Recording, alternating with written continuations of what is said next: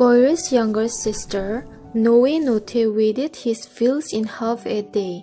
Once while she was engaged in this work, Ilkhanukma Gangi Banja, the patriarchal head of the Mantises, became violently enamored of her beauty. For Noe was indeed very beautiful. Her face was like a full moon in radiance, her teeth were like strings of pearls, her breath issuing from her coral lips was like myrrh, and she was as graceful as a mountain gazelle. Besides, she was a wise, modest, hard-working woman, so with the express intention of wooing her, Ilkhanukma came close to her and made known the secret longings of his heart. Note promptly spurned him and ultimately told her brother of the incident. Goira was beside himself with rage at the undue liberties taken with his beautiful sister. He rained down his fiery darts upon the Mantises and killed a great many of them. At length, headed by Ilkhanukma, a delegation came to him in a body and prayed for mercy. Goira pardoned them on the condition that they should forever remain in the same attitude of prayer which they now assumed. On that account, Mantises, who nowadays fail to obey this dictum, are struck by lightning with the tree or object on which they rest.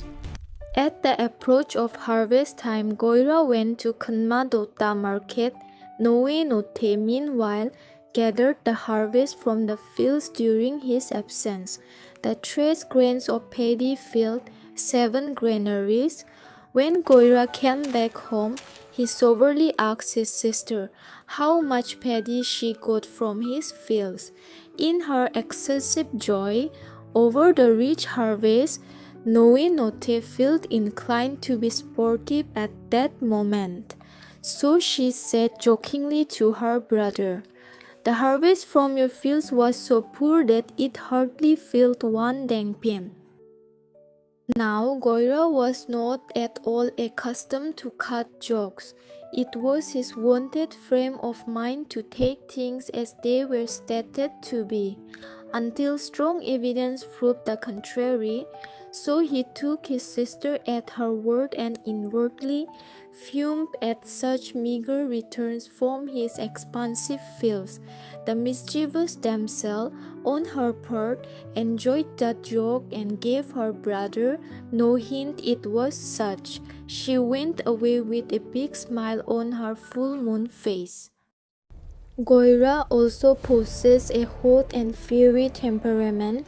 He was wont to execute things in a straightforward manner and would not palaver much in anything.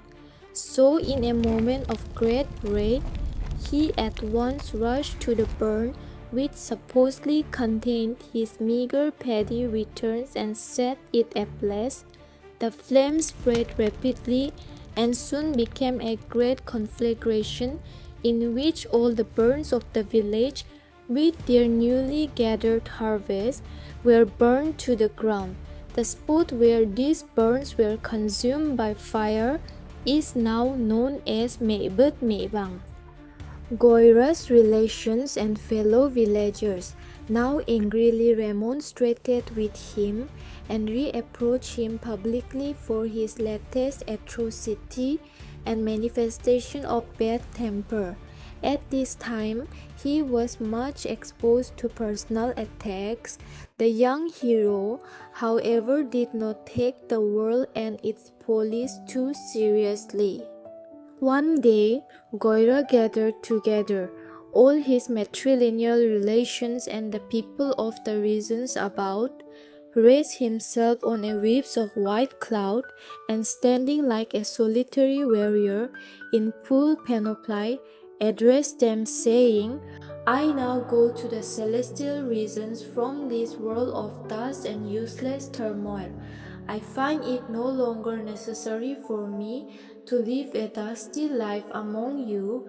I take more delight in the dwellers of the high heavens, In the ethereal regions, I will remain as one of the immortals forever.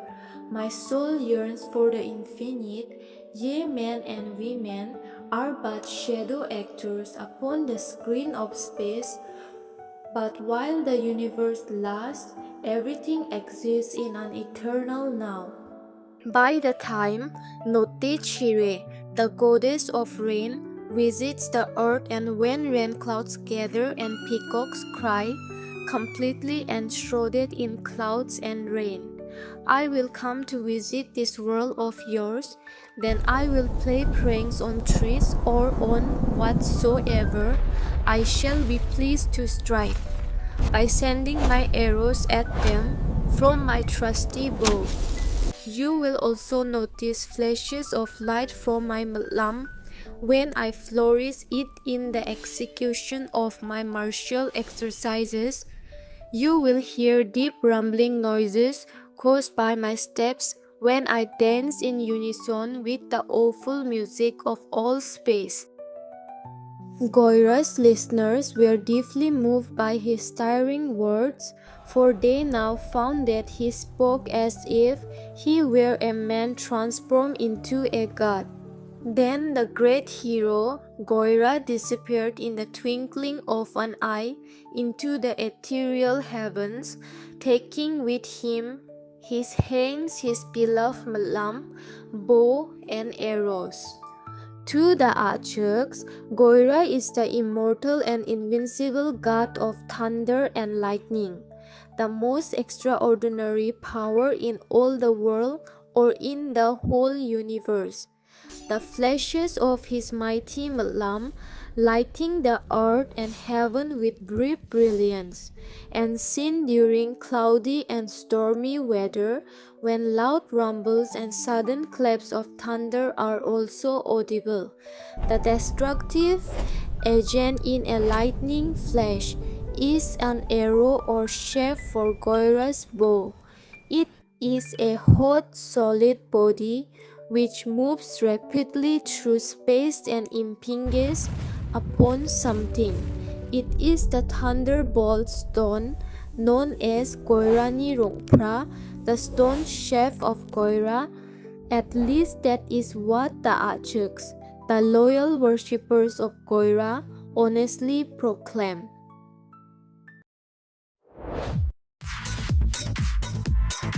Thanks for watching. Please do like and subscribe to my channel.